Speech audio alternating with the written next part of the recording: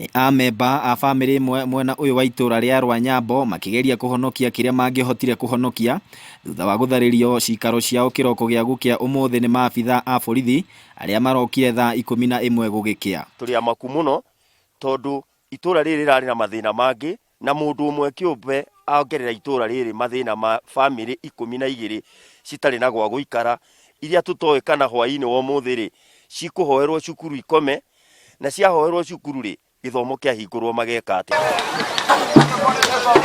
Nigiko gikumithitio na njira nene ni family ino hamwe na ikari itura riri aria maugite matigirwo magitara hathara kuona ona thengia ya gutharirio ona magetha mao maria mari migunda-ini matina cairirwo. Bebe ni njiteja waru cija na imwe ni ginya ni ndemenge koguo rekei turia thirikari ta akristiano na turia bũrũri witũ kihoto kia mundu wothe githina mbere kugitirwo. Muthikabu munene wa kanitha wa AIPCA guku bũrũri-ini ni mumemba wa family ino na arauga ngucanio ya mugunda uyu yanjirie mwaka-ini wa 1996 kuona niguo uria maragucania nake Ayubu wa Ng'ondu anjirie kuga mugunda uyu ni wake. Nitugeretie kurwa na horo uyu, nitugeretie guthi igoti-ini, nitugeretie kwariria thirikari na andu a itura riri othe ni moe uguo na guku nikuo turereirwo. Na my father ni aheanite kanitha wi haha uguo na uhania 1964.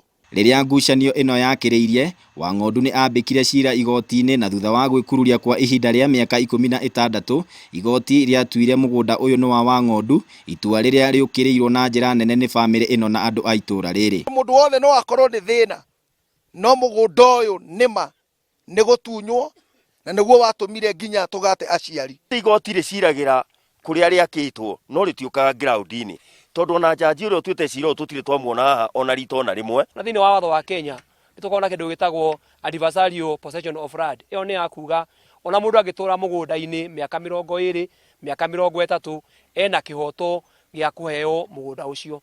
Riu aya ri ti kihoto kiu maretha mugunda ni wao na mundu ucio wao ri niguo maratunywo. Inyuo murona ati turi oba nyumba 12 momorirwo no meera ta ni ha guikara guko gwitu twamira twona ni meo 72 mutwire atiriri tuguthie ko thirikari ino twena na twakirire tena tukimucagura na wendo. Family ino riu ni iraikia ritana kuri thirikari nene ya kaunti ya Nyandarua kuingirira na gutuithania ndugamano ino guku makiru makini ati ona thengia ya gutharirio no megwaka nyumba ici weru kuona ni ku marereirwo na gutire kundu kungi o moe. No wega kwira thirikari ya bururi uyu ati ciiko ta ici nimwe ni ikwenda ikaroragwo ona korwo igoti no ritue no wega kumenyaga ni ene mugunda ucio ni undu turekwo tondu tutire na hinya no ni njui Ngai ni ari na hinya wa guturuirira. Mweri muthiru niguo igoti ria Nyahururu riri gakuruta watho wa kwenda family ici ithame mugunda uyu niguo wigwatirwo ni Ayubu wa Ng'ondu uria wambikire cira akiuga ni wake. Family ici 10 iria cina andu matanyihire 50 riu matigitwo matari na wiki tiga gwetha mwigitio wao kanitha-ini wa Independent